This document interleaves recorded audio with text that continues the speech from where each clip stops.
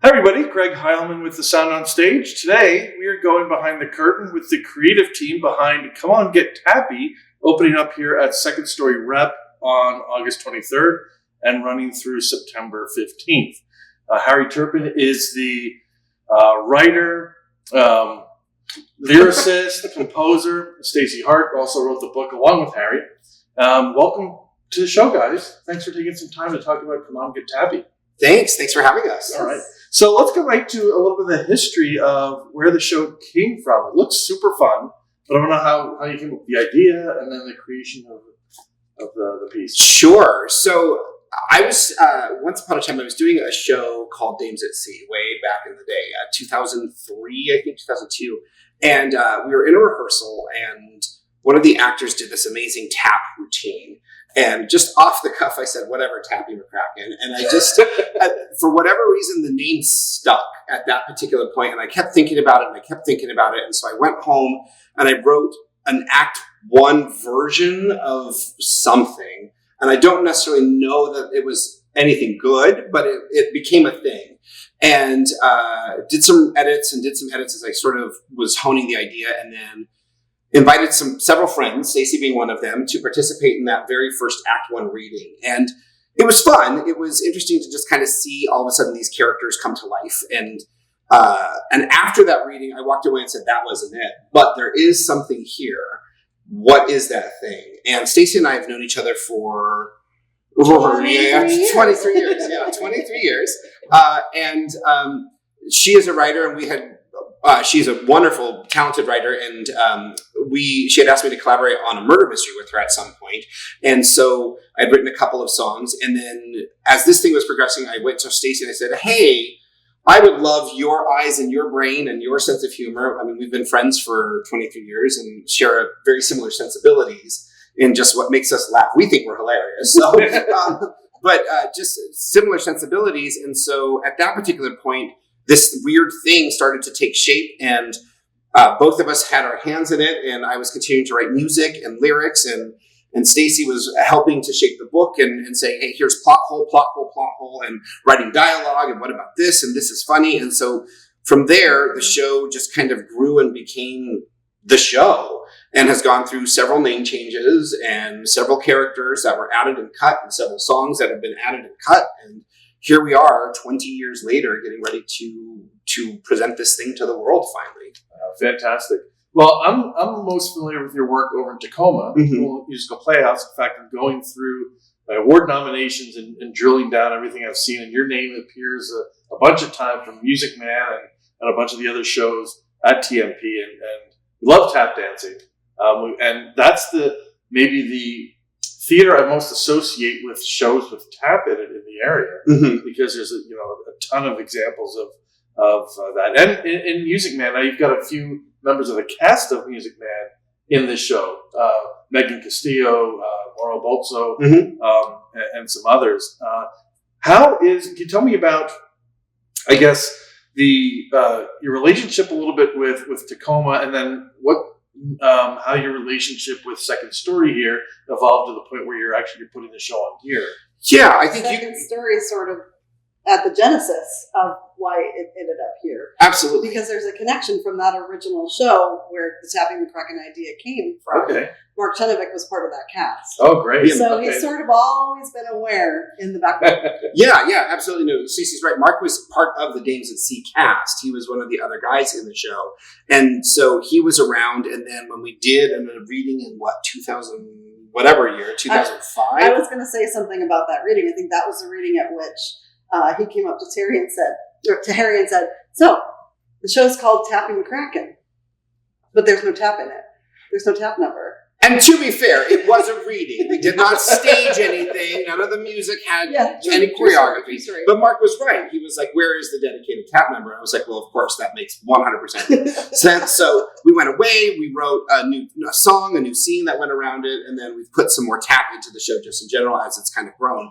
But the connection with TMP and kind of the evolution to getting here at SecondStory, Stacie actually used to work there a long time ago. Yeah, back in the early 2000s, I worked there, and Harry mentioned the murder mysteries that I wrote. I wrote a series of murder mysteries over the course of 10 years for them as part of their season. And Harry, you collaborated on 2 or 3, and then like you wrote some original music for Yeah. them, and that's how we came together. As we realized we worked well together as writing partners. I have this thing. Can you look at it and punch it up? And no, I know I have this. What do you think of it?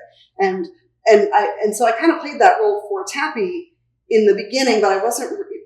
But when it's someone else's work, you really have to be careful. You have to be invited in to give feedback and things like that. And eventually, after we had worked on a few things together, Harry was like, "Well, let's just collaborate." And so and Stacie's the one who introduced me to John Douglas Rake, who is the artistic director down in Tacoma, and mentioned the tap dancing and things like that. And John and I had always kind of been in various circles. And then I got a chance to perform at TMP for the first time when they did Mary Poppins in 2016. 7 or 8 years ago. Yeah, 2016, I think it was. Yeah, Stacie was in there as well. And got a chance to tap dance on the ceiling, which was super, super fun. And then from there, through the course of me directing and just a lot more focus on that, John invited me to come and direct at TMP. So that's how I got involved there.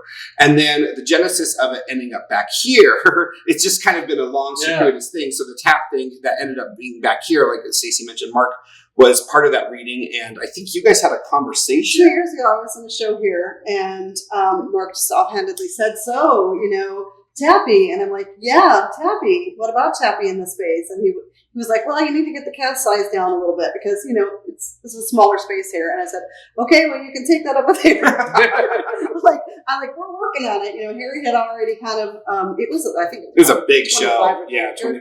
And we really have honed that down. Truncated it, really condensed it. Yeah. It does still seem like a decent sized cast. Oh, it is. 16 people. Yeah. Yeah. And part of that is because of the story that we wanted to tell, and part of it felt like 16 was a good size, not too big, not too small, still would give you production size numbers without feeling anemic in any sort of way. Exactly. You need that for a variety hour kind of format. Right. Yeah. You can't just have one dancer in the background. Yeah. So, and it also allows our ensemble to double and, play other roles throughout the production and things like that and fill in where they need to. There's a lot of double identity sort of stuff happening in the show. And so, you definitely need to have enough people to be able to make that work. Otherwise, everybody's like, well, everybody's playing everybody anyway. So how am I supposed to keep any of this? And, or it could just be like too obvious. Right. Yeah. So you have to have a big enough crew to sell the main, To the story. Yeah. Yeah, and it is a balance. You don't want, you were talking about anemic, you don't want something that seems so small, but you don't want something that seems bloated either. That's going to do. I've seen that with a ton of shows in small spaces where you've got a cast of 30 that are all crammed in on stage. But that's what makes this space good for this work. It's a nice sized cast. It sort of has a feel of a television studio in the way that the house is set up. And gives it that little bit of intimacy. It's not too big. I feel like it's kind of right size. Yeah, I would agree to everything that Stacie said. It was one of the things when we were looking at spaces, and we're like, SecondStory just feels like a TV studio. I remember the first time I went and saw, I think it was like the Conan O'Brien or Rosie O'Donnell show or something in New York, and I walked in and went, "Oh, this thing is tiny. Yeah. This space is so small, and it feels so big on TV, but it's really, really small." Yeah, I thought the same thing. We wanted to get, I forget where we want to get tickets for Letterman or something. We ended up at Phil Donahue. But same thing. There's maybe 10 rows of seats at most, and it's It's just really all tight. magic with the cameras. Yeah. Let's talk about cameras. Tell me about this prop. I love this television camera. Yeah, this is on loan from Village Theater. We're utilizing it for our production since the Tappy McCracken Variety Hour, or the show within a show, takes place obviously in a TV studio. We wanted to give that TV feel, so we've got this that we'll be utilizing in a variety of scenes just to when we're on air and things like that. So this will be making several appearances throughout the show. Yeah. Great. So do you have any plans for the show longer term? Are you just kind of playing it by ear? What happened? How successful the run is here with what you want to do with it later on down the line? Harry has always had something in mind for this show. He wants it to be a show that is out there and available for people to perform, for community theaters to perform, for schools to perform, where there are a lot of opportunities for people to be featured. And not only that, it's one of those shows where you could start out as Tappy and kind of move your way through all of the female roles, or many of the female roles in the show. And so, that the goal is to get it out there in the hands of other producing entities and licensing it for that purpose. With a name like Tappy McCracken, it sounds like a comedy. Is it? It is. It is. Yes. It is very silly. It is very campy. There's a message, but you can deliver a message with comedy. Right. Yeah, absolutely. And I think the way that we've been describing it internally, for sure, we've started to put that out there. It's Annie meets the Carol Burnett Show meets Scooby-Doo. So you've got elements of heart and then just silly, and then you've got that sort of wacky, sort of zany. There are some villains at play. Right. So there's some mayhem at play. Is that what you brought to it? The murder mystery background? No, I mean that was part of it from the beginning, but that is definitely something that we love to write for. Yes. And they are very fun to write for. Yes, and Morrow and Olivia are fantastic in those roles. Yeah, so beyond what we could have ever hoped for. Our cast is really on point, and those two definitely bring exactly what we were looking for and more to these characters. That's been the most fun part about this, is these characters have lived in our brains for 20 some years, and now we get to see what these actors do with it, and it's sometimes what you expect, but not always what you expect, and then you're like, oh, that's brilliant. These little, it's that collaboration is just really cool. And it's been really fun. Everybody from our littlest who's playing Tappy all the way to the oldest, who's just like, everybody is bringing their energy, and they're bringing choices and just asking questions and figuring out the lore of this thing and putting it on its feet and bringing these characters to life in ways that we could never imagine. And we're so incredibly happy. Yeah, it's got to be exciting to be part of something that's at the ground floor, where these actors can come in and create these 3D versions of what you both have written down on paper. We hope so. We hope that was a draw. I think that definitely was a draw for some of our actors. I know that was a draw for some of the people on our production team as well. Getting to create the world, the set, the lighting, costumes, just the look of this world. It's like, typically you come into an established work and you have some sort of idea and some sort of frame of reference, and it's like, this is an opportunity to create that from the ground up. They can define what everybody does with the characters from here on. Exactly. Well, and they're going to be the first voices to sing these songs and do it with choreography and present it to the world, right? And create these production numbers and say these lines and go through the whole arc. And that's been beautiful, because we, along with them as writers, we get to discover. And it's not often in this community anymore that you get the opportunity to create new things, right? I mean, you're doing a lot of these shows that have been tried and true and that have existed for a long time. Yeah, especially with COVID, people want to be safe. Right. Yeah, you want your absolute moneymaker, something that you can depend on. And I mean, that's true about a lot of creative endeavors. Sure. You've got to pay your bills at the end of the day, at the end of the season. And so that's why it's so cool that Mark has given us, is helping put this out to the Seattle community, supporting a new work with our producing partner, Outrage Onstage. Yeah, we live in a community that is known for creating new work and putting it up and then maybe taking it, onto other stages. Yeah. And so we're just glad to be a little piece of that. Yeah, that's awesome. Yeah, especially I've noticed even some of the larger professional houses next year are doing mostly known things. There's not a lot of new work out there, and we had some really good original stuff this past season. So I'm glad that you guys are contributing to that ecosystem of creativity. Well, and it really takes a producing partner like Outrage and Brad Shanzia, who's running that, to say, I believe in this project. Let's go ahead and move forward and do this. And whatever weird nonsense is in your brain, yes, let's put that up on stage, because I believe in this project wholeheartedly. It's been great, because he's been here at every single rehearsal, and just to hear his immediate feedback and to say, yep, we're on the right track, and let's continue to push this out. That's been really heartwarming and very rewarding to just sit there and go, yeah, so this thing that's only lived here, it does work, and we're going to be able to put it out for the world to see at some point. And he asks really good questions to help us sort of hone in on just what the message is and what some of those, the background and lore of these characters. He's really helped flush some of that out. There's some outside eyes looking into what you've been kind of living with for the last 20-ish years. Exactly.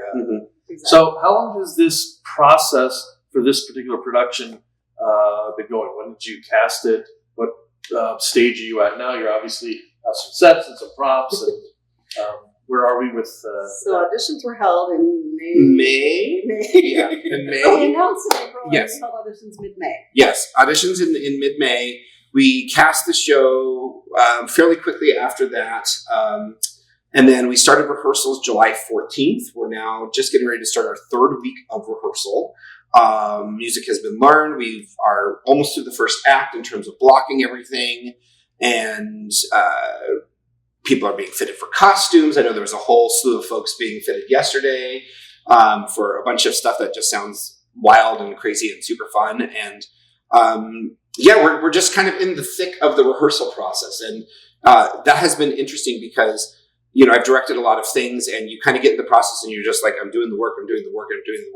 And leading up to this, there was this weird apprehension of, we wrote this. Who knows if it works? Whatever. But I have to say, is it ready? Yeah. But I have to say that being in rehearsal, now it's just like, it just feels like a regular show and we're just doing the things, which is very encouraging because it's like the things are working and we're moving forward in a great way. And so walk in and hear these incredible voices singing these harmonies, just like popping off with these beautiful, high, gorgeous notes. And it's like, it's working. But then also because it is a new work and because we are the creators here in the room, we have a little bit of flexibility and we've asked our cast members to afford this flexibility.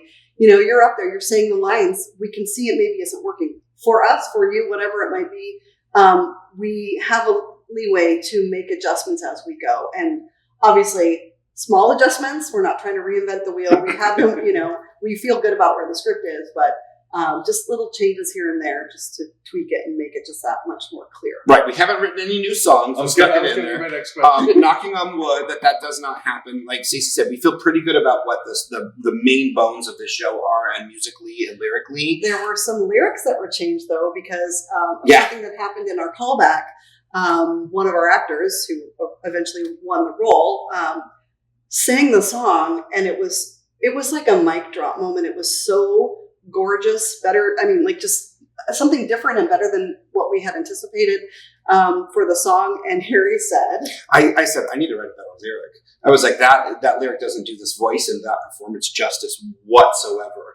And so I went home and jotted down a brand new lyric and sent it in, and we blocked that scene earlier, just this past week. And oh my gosh, it was just like, thank gosh we did, because thank goodness we did, because it totally changed what that scene would have been. And now she gets to sing these gorgeous, if I can say so, but better lyrics is what I more was specific, yeah, more specific, more evocative of what her story is. Yeah, for sure. Yeah. And that came from her performance. So, and we're just seeing little things like that. Mm-hmm. Yeah, that's great. Yeah. So how do you know? And I've asked the playwrights and creatives of this before. Is it ever done? I mean, how do you know when it's at a point when you can say, I'm ready to put this on stage? Gosh, that's a good question. It's a really good question because I think we thought we were done, this time last year, right? Right. And then we were like, well, we should really just go over, a couple more times. Well, one more time, and then it's another time. And then right before we went into casting, we had another reading and tapped into our, community of friends and actors and folks who weren't auditioning for the show. That was an important part of it, is folks who were like committed to other projects and they're like, sure, I'll come and read for you, because they had no skin in the game, right? And so they were able to just come and have a really good time and play. And that was really, really informative. And we got a really important bit of feedback from someone we don't know that is a friend of Brad's who came in and read one of the ensemble roles. And it was a, what about this moment? And it was important. It led to an important change that makes that actually fits better with the whole brand of the show. 100%, which then has resulted in another change and resulted in another change to the point where we're like, okay, this makes sense now. Yeah. But and do you the have addition of a fun new gadget. Exactly.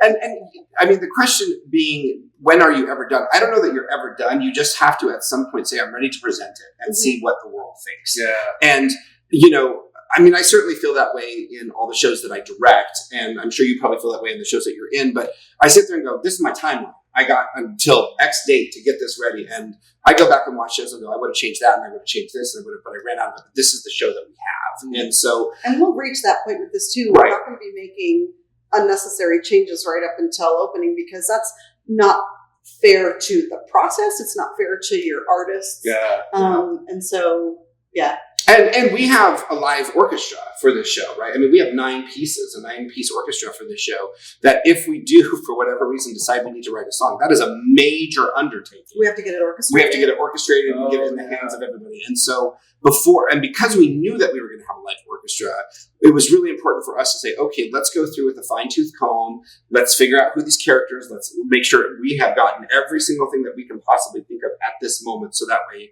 even if there might be a clunky moment or two, it's still pretty ready to go, and we can solve those issues as we go along. And it's some notes in your script and not a major rewrite. Right, exactly. Yeah.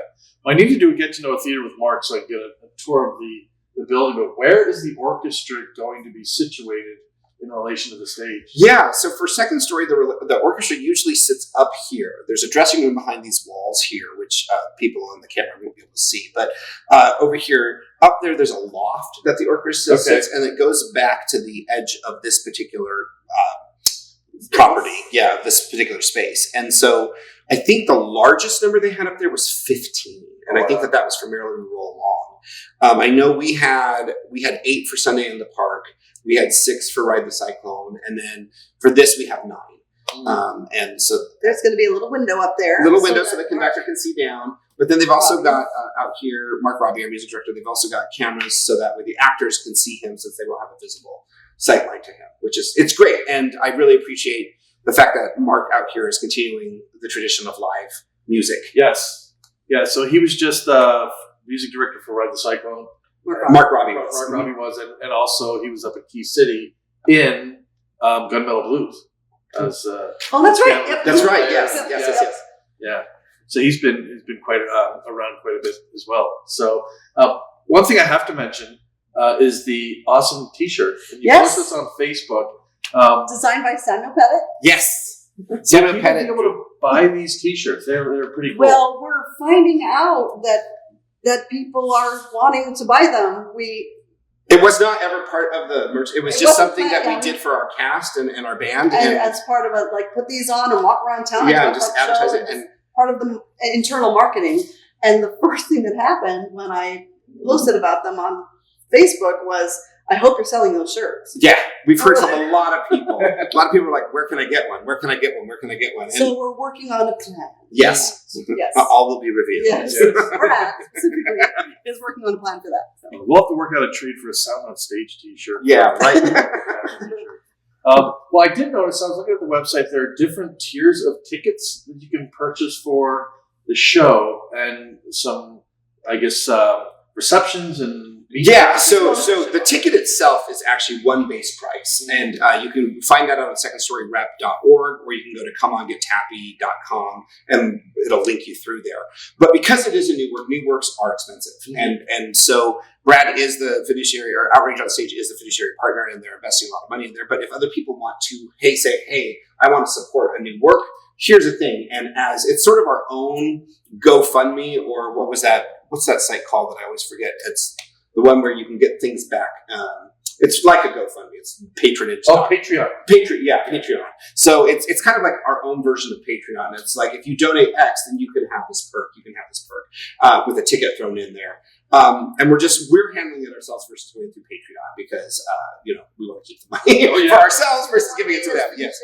As responsible as possible. Exactly. But so the ticket itself, and that's been something that is out there. You can just buy a ticket to come see the show. And please do. And please do. Yes. Buying a ticket supports the theater in this new work in the same way as some sort of other level of sponsorship. Right, If absolutely. we want to sell tickets, we want Yeah, to because we do need to support local theater. We need Yeah. to support original works and creative teams that are behind it so that they can keep going. Theaters and performing arts are struggling enough, so as it is. So yes, I agree. Please buy a ticket and donate in any other way. So you can just make a donation out of the site. You could absolutely just make a Yes. donation as well. And, if you're like, hey, I'd also like to take in the show and maybe even pay for a cameo moment, you can do that too. We have that as an option. So, And then other little like goodies mingling and with yeah, us or exactly. some of the Meet people and in the greets cast. and posters and, Yeah. and little things like that. We just put all of that out there to give people an opportunity because there are folks out there who love new works and who want to be involved in some way, but they don't want to be on stage. Yeah. They don't want to be running rehearsals. They don't want to be doing any of the things, but they want to be able to give back and continue the support of new works. I mean, it's vital for us to keep this industry that we love so much sure. going. And so, it's just another opportunity for people to be involved. Yeah, definitely. Well, the show is Come On Get Tappy. People can see this. So it's running here on stage at the SecondStory Rep on August 23rd through September 15th. And Harry Turpin and Stacie Hart, thank you so much for taking the time to sit here and chat with us about the show. Cannot wait to see it. Thank you. for coming to talk with us. We're so pleased that you're here to support us and Second Story and Come On Get Tappy. My pleasure. So, and for all of you out there, thank you for supporting the performing arts in the Puget Sound area through our productions with the Sound on Stage. I'm Greg Heilman, and until next time, I will see you at the stage door.